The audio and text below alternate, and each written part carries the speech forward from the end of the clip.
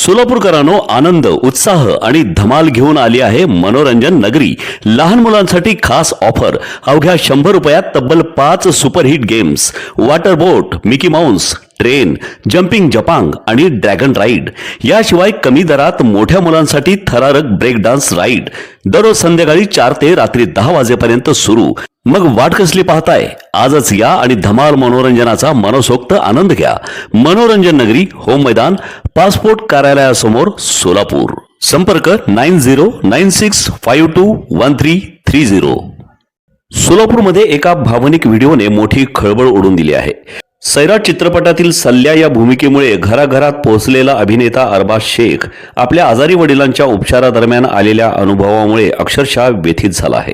आपल्या वडिलांच्या वेदना, उपचारादरम्यान आलेल्या अडचणी आणि मेडिकलच्या कामकाजाबाबतची नाराजी त्याने सोशल मीडियावरील व्हिडिओत व्यक्त केली आहे. अरबाज शेखने केलेले आरोप काही तासातच सोशल मीडियावर व्हायरल झाले.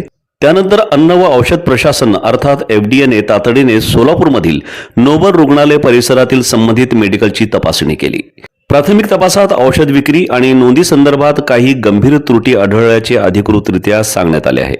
संबंधित मेडिकल विरुद्ध कायदेशीर कारवाई करण्याचे आदेशही देण्यात आले आहेत. अंतिम अहवालानंतर पुढील कारवाई केली जाणार आहे.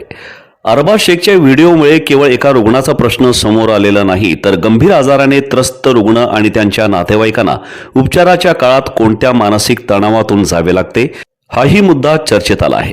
आजारी वडिलांसाठी धडपड करणाऱ्या मुलाची वेदना अनेकांना अस्वस्थ करून गेली.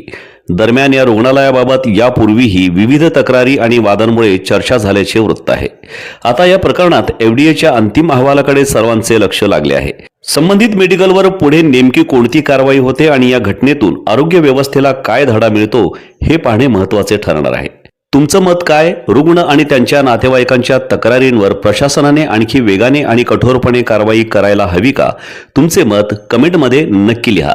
जनशक्ती न्यूज 24 ला सबस्क्राईब करा, व्हिडिओ लाईक करा आणि बेल आयकॉन दाबायला विसरू नका. नमस्कार, मी अरबाज शेख. मी आता सोलापूरमध्ये नोबल हॉस्पिटल समोर उभा आहे. पप्पांना 8 दिवस झाला हॅमरेज झालाय म्हणून ब्रेन हॅमरेज झालाय म्हणून आम्ही त्यांना सोलापूरला ॲडमिट केलंय. तर त्यांचा हार्टचा थोडा प्रॉब्लेम झाला म्हणून आम्ही त्यांना नोबेलला शिफ्ट केलं होतं. आणि नोबेलचा अनुभव मला इतका घाण आला की जेव्हा आम्ही पेशंटला ॲडमिट केलं तिथे, तर 10,000 आधी डिपॉझिट भरायला सांगितलं. आम्ही ते भरले आणि जेव्हा त्यांनी मला काही गोळ्यांच्या चिठ्ठ्या दिल्या की ह्या गोळ्या आपल्याला लागतील, आणि मग मी त्यांना विचारलं की मी हे बाहेरून आणू शकतो, तर त्यांनी सांगितलं की नाही, आमच्या मेडिकलमधूनच तुम्हाला त्या गोळ्या घ्याव्या लागतील. काही इंजेक्शन असतील ते तुम्हाला इथूनच घ्यावं लागतील. तर जेव्हा मी इथून त्या गोळ्या घेतल्या तर ते जवळजवळ सगळ्या गोळ्या 40,000च्या पेक्षा जास्त होत्या. त्यांनी मला ते म्हणजे 3 टाईम मला त्यांनी त्या गोळ्या आणायला सांगितल्या. तर 40,000 रुपये जेव्हा मी हे सगळं बघितलं, त्यांच्याच मेडिकलमधून घ्यायला पाहिजे हा फोर्स त्यांचा मी बघितला. आणि जेव्हा ह्याच्या आधी पप्पांना जिथे ॲडमिट केलं होतं तिथे असं काय मला आढळलं नाही.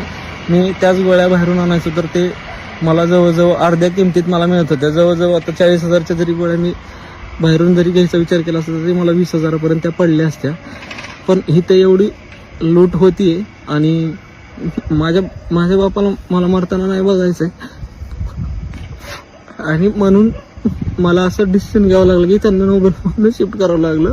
आणि इथे खूपच वाईट अनुभव होता मला आजचा.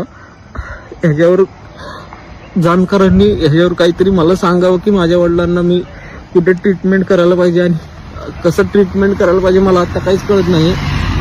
पण माझ्या बापाला मला वाचवायचं काही करून. मला मदत करा प्लीज.